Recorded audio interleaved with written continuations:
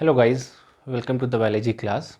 So in this today's session, we will be discussing about class 10th life processes chapter, and in that we will study about the nutrition in plant, and that's the process is called as photosynthesis. So let's start. As we know that nutrition is the intaking of food. Why? For the growth and development of the body. Now we take food from the plants and we digest it. That is called as holozoic nutrition. What about the plants? So the process by which plant make their own food, that is called as photosynthesis. Okay. Now let's understand photosynthesis. If we represent photosynthesis, we basically do it by this reaction CO2 plus H2O in the presence of sunlight and chlorophyll forms glucose plus oxygen. Okay, अब ये तो general सा reaction है, हम हमेशा पढ़ते हैं. अब मैं एक फोटोसिंथेसिस की डेफिनेशन को यहाँ पे समझाता हूँ. We will discuss two definitions here. The first is the process by which plant use inorganic substances. Plant inorganic substance को यूज़ करते हैं और उसको कन्वर्ट करते हैं ऑर्गेनिक फूड में. ओके. अब इनऑर्गेनिक का मतलब क्या होता है? Inorganic substance are those which doesn't consist of either carbon, hydrogen और ऑक्सीजन. इनमें से अगर कुछ भी मिसिंग है तो उसको इनऑर्गेनिक कहते हैं. तो in this case here carbon dioxide and water both are inorganic. तो कोई ऐसी प्रोसेस जिसमें प्लांट इनऑर्गेनिक सब्सटेंस को यूज़ करता है और उसको कन्वर्ट करता है ऑर्गेनिक फूड में, and here the organic food is glucose. Now as you see, glucose consists of both carbon, hydrogen as well as oxygen. That's why it is called as organic. दूसरी process जो हमने, दूसरी definition जो हमने normally पढ़ी है, एक ऐसी प्रोसेस जिसमें प्लांट कार्बन डाइऑक्साइड और वाटर को सनलाइट और क्लोरोफिल की प्रेजेंस में यूज करेगा और कन्वर्ट करेगा it into glucose along with the oxygen. अब एक बात याद रखना, जो यहाँ पे ऑक्सीजन की हम बात करते हैं, बहुत बार स्टूडेंट इस पूरी रिएक्शन को ऑक्सीजन से रिलेट करना चाहते हैं, but that is not right. Oxygen यहाँ पे एक बाई प्रोडक्ट है, या मैं कहूँ कि ये सेकेंडरी प्रोडक्ट है जो प्लांट को यूज में नहीं होता, इसीलिए प्लांट उसको बाहर रिलीज कर देता है. Always remember the main purpose of photosynthesis, synthesis of carbohydrate, that is glucose. और डायरेक्टली इनडायरेक्टली इसी ग्लूकोज में हम सारे ऑर्गेनिजम्स डिपेंड करते हैं. So I hope this definition is clear. Moving forward, now let's understand what are the requirements of photosynthesis. तो अगर मैं इसमें दूसरा टॉपिक बोलूं, that is raw materials. तो फोटोसिंथेसिस के लिए हमें कुछ रॉ मटेरियल चाहिए. जैसे if we need to prepare something at house, हमें कुछ अच्छा कुक करना है तो हमें उसके लिए भी रॉ मटेरियल चाहिए. सिमिलरली हमें फोटोसिंथेसिस के लिए 4 रॉ मटेरियल्स चाहिए होते हैं. One is carbon dioxide, second is water, third is source of energy.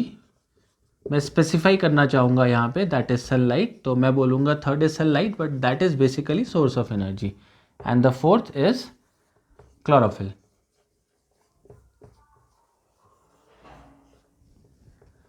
Now let's discuss how plant obtained them. Carbon dioxide. अगर हम कार्बन डाइऑक्साइड की बात करें तो प्लांट की लीव्स में माइन्यूट पोर्स होते हैं. अभी हम इन पोर्स को डिटेल में डिस्कस करेंगे, बट अभी मान के चलिए, if this is the leaf, this is the upper surface, this is the lower surface. On that surface small pores are present, not visible from naked eye obviously. तो वो pores खुलते और बंद होते हैं through which carbon dioxide moves in. Okay, तो we say that CO2, plant take CO2 from small pores, and these pores are present on the surface of leaf, and these pores are called as stomata. हम stomata को detail में discussion कुछ देर बाद करेंगे. Okay, this is the first raw material. CO2 is a gas and it is taken from the leaf. Plant CO2 कहाँ से obtain करता है? लीफ से करता है। लीफ में क्या है? छोटे छोटे पोर्स हैं, these are called as stomata. Speaking of water, always remember plant has got only one source of water, or plant can absorb water from only one source, and that source is soil. हमेशा याद रखना, plant water को सिर्फ और सिर्फ soil के through absorb कर सकता है। इसके अलावा और कोई मैकेनिज्म नहीं है कि वो लीफ से वाटर ले सके या रेन वाटर को डायरेक्टली लीफ से अपनी बॉडी के अंदर ले सके या एरियल पार्ट से ले सके। It has got only one medium, that is from soil, and the structure that is responsible for that is root. तो प्लांट वाटर कहाँ से लेगा? सॉइल से एब्जॉर्ब करेगा, और किसकी हेल्प से? रूट से, रूट की हेल्प से। एक बात और मेंशन कर देते हैं यहाँ पे, वाटर के साथ जो मिनरल्स होते हैं वो भी प्लांट कहाँ से लेगा? सॉइल से ही लेगा। अब से for example, now this is the plant, this is the root, now this area represents the soil, now this is the leaf. तो प्लांट रूट ने तो यहाँ से वाटर एब्जॉर्ब कर लिया, अब यहाँ से यहाँ सप्लाई कैसे होगी? तो सप्लाई करने के लिए एक ट्रांसपोर्टेशन है यहाँ पे, सेम रोडवेज की तरह, and that is called as xylem. तो एक टिश्यू है that is responsible for carrying the water और for the movement of water from root to the leaf, and that is through the xylem. Speaking of this, then I will come to this chlorophyll. तो it is a pigment. Chlorophyll एक pigment है, और ये pigment कहाँ present है? ये pigment present है chloroplast के अंदर। आपने पढ़ा होगा chloroplast is one organelle that is found only in the plant cell. और क्लोरोप्लास्ट कहाँ प्रेजेंट है? क्लोरोप्लास्ट प्रेजेंट है लीफ के सेल्स में, स्पेसिफिकली इनको मेसोफिल सेल्स कहते हैं, but that is not necessary here. तो क्लोरोप्लास्ट एक पिगमेंट है, कहाँ है? लीफ के सेल में। तो इसका मतलब है क्लोरोफिल को प्लांट खुद सिंथेसाइज करता है। Okay, then the last source of energy. So you know that earth has a source of energy that is called as sunlight. Mind this, मैंने यहाँ पे source of energy बोला है, इसका कुछ यूज़ होता है। तो ऐसे तो हमें पता है कि सनलाइट को कौन ट्रैप करेगा? क्लोरोफिल ट्रैप करेगा। बट सनलाइट आती कहाँ से? तो उसके लिए या हम कहें लाइट कहाँ से आती है, तो that is from the sun. This is about the raw materials required for photosynthesis.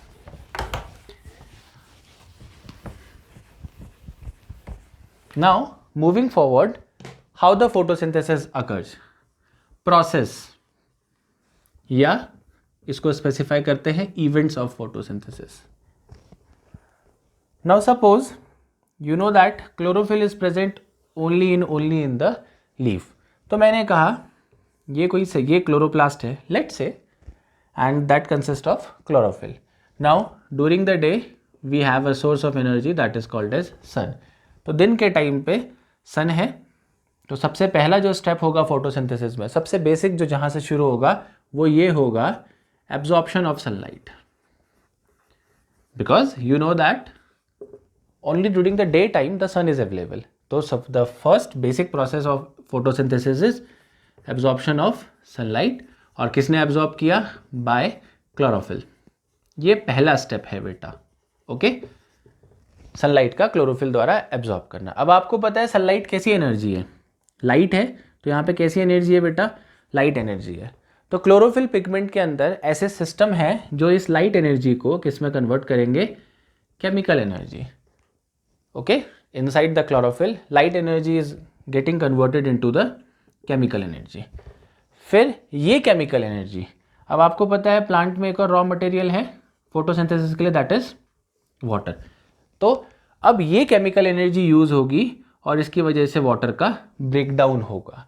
तो यहाँ पे ब्रेकडाउन क्योंकि लाइट वाली एनर्जी की हेल्प से हो रहा है, तो इसको फोटोलिसिस कहते हैं। द अनदर स्टेप और the third step here is photolysis of water. Photo light, lysis breakdown. तो ब्रेकडाउन ऑफ वाटर, और जब वाटर का ब्रेकडाउन होगा तो दो चीज़ें होंगी बेटा, ऑक्सीजन गैस का निकलना, साथ में हाइड्रोजन आयन का निकलना। ओके, अब यह ऑक्सीजन गैस प्लांट को अगर नीड नहीं है तो plant will remove it outside through the stomata. इस हाइड्रोजन आयन की वजह से प्लांट के अंदर ऐसी रिएक्शंस होती हैं जिससे कि लास्ट स्टेप होगा, दैट इज, अभी तक देखो बेटा ग्लूकोज नहीं बना है, and the main objective is synthesis of glucose. तो अब इस हाइड्रोजन को यूज करके फाइनली कार्बन डाइऑक्साइड का रिडक्शन होगा किसके लिए? ग्लूकोज के लिए। तो the fourth and the last step is conversion of carbon dioxide into the glucose, okay, और इनटू कार्बोहाइड्रेट। तो यहाँ पे जो कार्बोहाइड्रेट बनता है दैट इज ग्लूकोज। अब लगे हाथ एक बात और समझ लेते हैं। सपोज करो प्लांट ने फोटोसिंथेसिस किया और प्लांट ने 500 मॉलिक्यूल बनाए, किसके बेटा? ग्लूकोज के। अब हो सकता है उस 500 में से प्लांट ने 200 इंस्टेंटली यूज़ कर लिए, इमीडिएट नीड थी, प्लांट ने यूटिलाइज कर लिया, ओके। अब कितने बचे? 300। इसकी ज़रूरत नहीं है अभी, तो ऑब्वियस सी बात है प्लांट इसको स्टोर करके रखेगा, सेव करेगा कहीं पे, जैसे हम अपने पैसे को सेव करते हैं सेविंग्स के फॉर्म में, RD, FD, LIC। सिमिलरली इसके लिए भी एक प्रकार से सेविंग्स है, और प्लांट ग्लूकोज को एक कार्बोहाइड्रेट के ही फॉर्म में स्टोर करेगा, and that is called as starch. तो always remember, starch is the reserve food material for the plant. Starch plant के लिए रिजर्व फूड मटेरियल का काम करता है, ओके। तो हमने कहा this is the events for photosynthesis, and we say that finally the excess of glucose will be stored in the form of starch. और ये कहाँ स्टोर होगा? अगेन लीव्स में ही स्टोर होगा। अब now suppose if you want to check that a leaf consist of carbohydrate और not, और starch और नॉट। आपको चेक करना है कि प्लांट में फोटोसिंथेसिस हुआ, हमने कहा क्लोरोफिल लीफ में है, तो हमने फोटोसिंथेसिस लीफ में होती है। Now suppose if I want to check कि वहाँ पे फोटोसिंथेसिस हुआ है नहीं हुआ है, तो उसके लिए एक जो तरीका है वो ये है कि आप स्टार्च की प्रेजेंस का पता लगाएं, और स्टार्च की प्रेजेंस के लिए आपको एक टेस्ट करना रहता है, that is called as iodine test, okay. Iodine एक सॉल्यूशन है बेटा, लिक्विड है। अब आयोडीन को आप जब भी स्टार्च में डालेंगे, ठीक है, we can do it using rice, potato also, they all are source of starch, but here we have to check whether starch is present in the leaf और नॉट। तो आयोडीन सॉल्यूशन को जब आप starch में डालेंगे तो आप देखेंगे, अगर लीफ में डालेंगे तो अगर इसमें स्टार्च प्रेजेंट होगी तो its colour will be bluish black. पत्ती ग्रीन कलर की होती है, अगर आपने उसके ऊपर आयोडीन डाला तो उसका कलर चेंज हो जाएगा, किसमें बेटा? ब्लू या ब्लूइश ब्लैक कलर में चेंज हो जाएगा। If the colour changes to bluish black, 100% sure है कि प्लांट में क्या है? स्टार्च प्रेजेंट है, ओके। तो for starch we do the test that is called as iodine test, all right. That is about the reserve and its test. अब थोड़ा सा डिस्कशन करते हैं स्टोमेटा के ऊपर। एज यू नो, स्टोमेटा का अपना रोल है, जैसे आपने अभी पढ़ा कि कार्बन डाइऑक्साइड इसके थ्रू आती है। थोड़ा सा समझते हैं। Now suppose this is the leaf, और अगर मैं इसका सेक्शन काट के माइक्रोस्कोप के अंदर देखता हूँ, सपोज ये हो गया अपर सरफेस, ये हो गया लोअर सरफेस, और मैं इसको माइक्रोस्कोप के अंदर देखता हूँ तो मुझे बाहर ये ऐसे बैरल शेप सेल्स मिलेंगे, इनको कहते हैं एपिडर्मिस। सिमिलरली नीचे भी अगर मैं देखूंगा इसमें भी एपिडर्मिस होगा, और आप बीच में देखेंगे एपिडर्मिस के बीच बीच में कहीं पे आपको ऐसे पोर्स जैसे दिखेंगे, ठीक है। That's why I said stomata are present only on the surface. तो याद रखना स्टोमेटा कहाँ प्रेजेंट है बेटा? सरफेस ऑफ लीव्स में प्रेजेंट है, इसको याद रखना। अब अगर मैं इसको देखता हूँ माइक्रोस्कोप के अंदर एनलार्ज करके देखता हूँ, तो मुझे यहाँ पे एक स्ट्रक्चर दिखता है, मुझे यहाँ पे 2 किडनी शेप स्ट्रक्चर दिखेंगे which are called as guard cells. These are 2 kidney shaped structures known as guard cells, okay? इनका शेप अलग अलग ऑर्गेनिजम्स अलग अलग प्लांट्स में वेराई कर सकता है। जैसे अगर ग्रास में देखेंगे तो जिम वाले डंबल की तरह दिखेगा, but that is not to be discuss है। अगर मैं इसको एनलार्ज कर दूँ, ठीक है, ये स्टोमेटा के आसपास थोड़े सब्सिडरी सेल्स होते हैं, कुछ नहीं, इस सरफेस के ही एक्सटेंशन है। इसके बगल में आपको ये एपिडर्मिस दिखेगा ऐसे, ओके। तो ये हो गया आपका एपिडर्मिस। ये जो बीच में पोर है, ये जो पूरा स्ट्रक्चर है, this is called as stomata. अब स्टोमेटा बना किससे है? आपको 2 ये स्ट्रक्चर दिख रहे हैं, इनको कहते हैं गार्ड सेल्स। अब जैसे कि गार्ड सेल का नाम सजेस्ट करता है, guard, they are guarding something, and here they are guarding this pore. इनकी वजह से they will ensure that this pore will open और क्लोज, ओके। तो गार्ड सेल्स का काम क्या है बेटा? Opening and closing of pore. अब क्योंकि ये पोर जो है कहाँ प्रेजेंट है, स्टोमेटा में प्रेजेंट है, तो हमने कह दिया opening and closing of stomatal pore. Stomata का पोर है इसलिए stomatal pore, this portion, this is called as stomatal pore. अब हर गार्ड सेल का अपना क्लोरोप्लास्ट होगा, इसका मतलब ये भी फोटोसिंथेसिस खुद कर सकते हैं। और अगर आप सेंटर में देखेंगे तो गार्ड सेल में क्या होगा, एक न्यूक्लियस होगा। तो at the centre its consist of a nucleus, ऐसे ही सेम यहाँ भी होगा, and this is called as chloroplast. Okay, this is about the structure of stomata. Now let's discuss the function.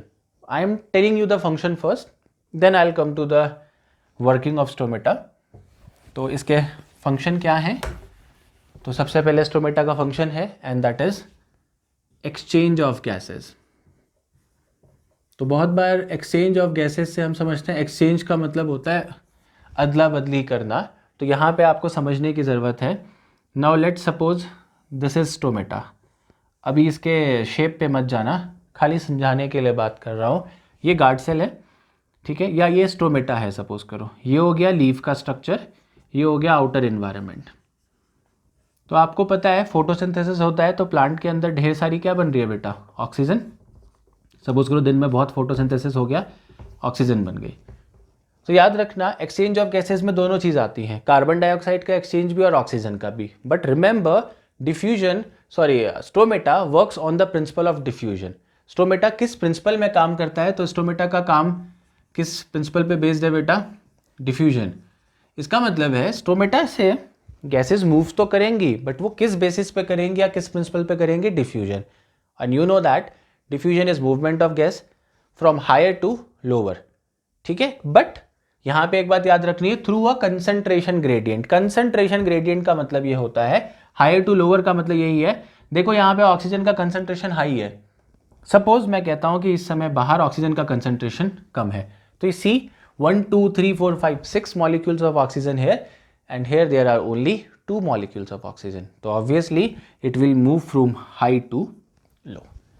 तो ऑक्सीजन कहाँ से कहाँ जाएगी बेटा, हायर कंसंट्रेशन से लोअर कंसंट्रेशन की तरफ जाएगी। इसका मतलब है ऑक्सीजन बाहर रिलीज होगी। नाउ सपोज अगर कभी ऑक्सीजन का कंसंट्रेशन बाहर ज़्यादा हो गया और लीफ के अंदर कम है, the movement will be reverse. फिर इस बात से फर्क नहीं पड़ता कि गैस कौन सी है।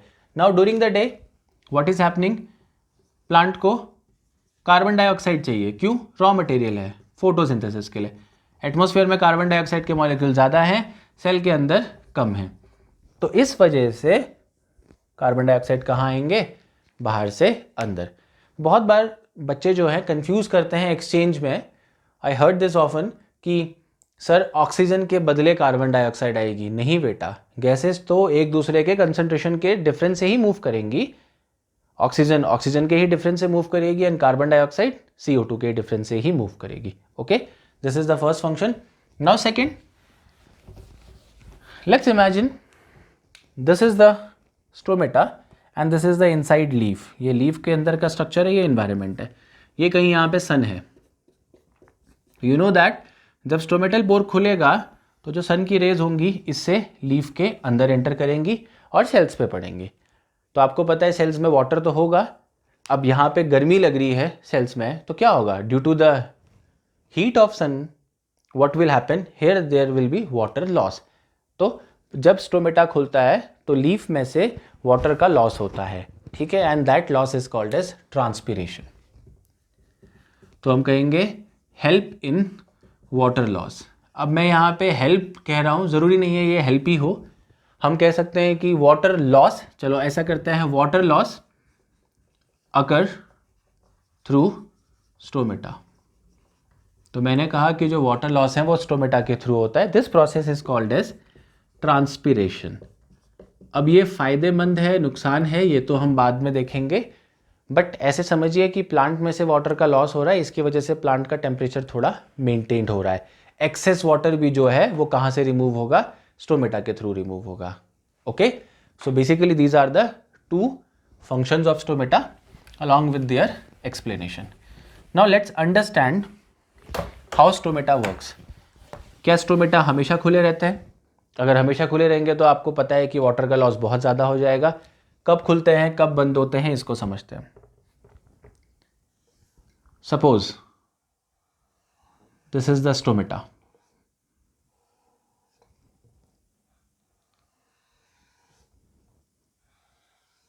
this is one such, let's say this is the another stomata, ये एक स्टोमेटा हो गया और ये आपका दूसरा स्टोमेटा हो गया।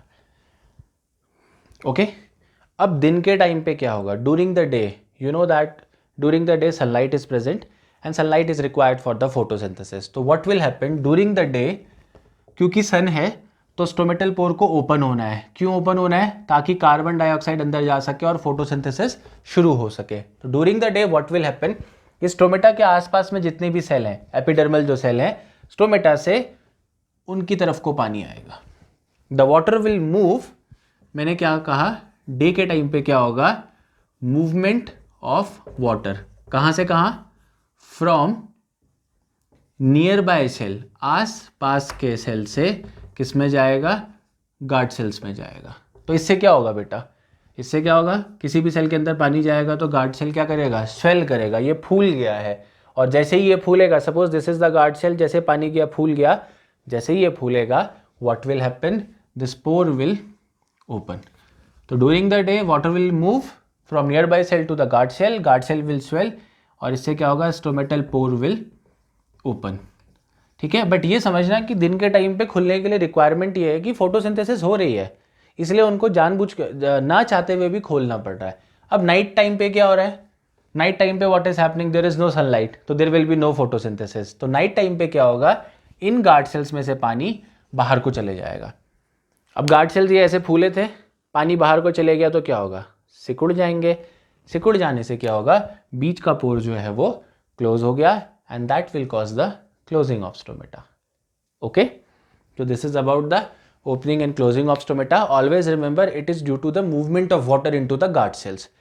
अंदर जाएगा तो guard cell will swell, stomatal pore will open.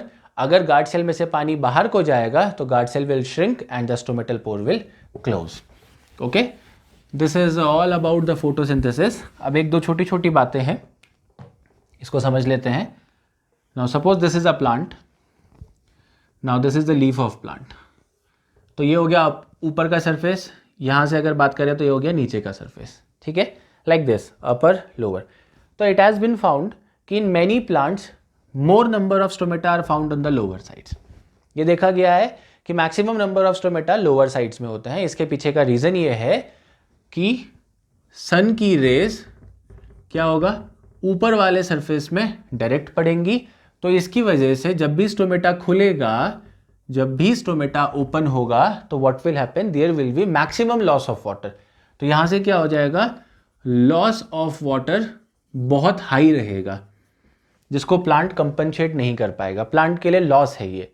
तो प्लांट ने अपने आप को ऐसे इवॉल्व किया है ओवर द ईयर्स कि प्लांट में जो मैक्सिमम नंबर ऑफ स्टोमेटा है वो नीचे है। अब ऐसा है, देखो, this is the sunlight is coming like this and stomata is opening hair.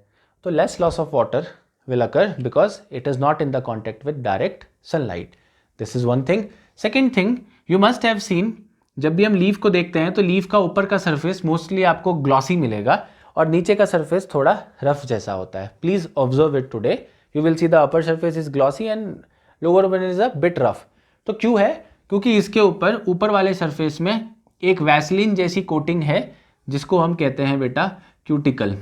Fatty acid का कंपाउंड है, दैट इज़ ए केमिकल। जैसे हम ठंडियों में कोल्ड क्रीम वगैरह यूज़ करते हैं, ग्लिसरीन यूज़ करते हैं जो हमें डिहाइड्रेशन से बचाता है, सिमिलरली प्लांट में अपर सरफेस में एक क्यूटिकल पाया जाता है। इसके पीछे का लॉजिक बस इतना है, क्यूटिकल अगेन डायरेक्ट सनलाइट से बचा रहा है। ऐसा समझो कि जब हमने वैसलीन लगा लिया या कोई कोल्ड क्रीम लगा ली तो वो हमें डिहाइड्रेट होने से बचाती है। सिमिलरली क्यूटिकल भी क्या करेगी? It will prevent water loss. तो क्यूटिकल का काम क्या है बेटा? वाटर लॉस को प्रिवेंट करना। हमारे यहाँ एक पेड़ बहुत कॉमन होता है, पाइन ट्री, चीड़। अगर आप उसकी लीफ देखेंगे तो उसकी लीफ में बहुत ज़्यादा क्यूटिकल होता है, थिक क्यूटिकल है, again to prevent the water loss. दूसरा, क्यूटिकल एक ऐसा कंपाउंड है जिसको कोई भी बैक्टीरिया या फंगस, कोई भी पैथोजन कहेंगे हम, माइक्रो ऑर्गेनिज्म जो डिजीज कॉज करते हैं, आसानी से डिग्रेड नहीं कर सकते।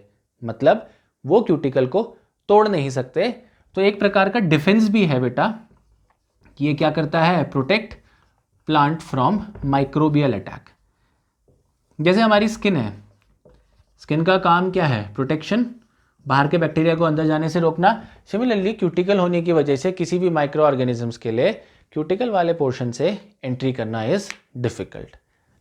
So that is all about the photosynthesis. हमने आज डिस्कस किया what is photosynthesis, raw materials, steps of the photosynthesis, reserve food, stomata, and finally some last questions based on cuticle and stomata.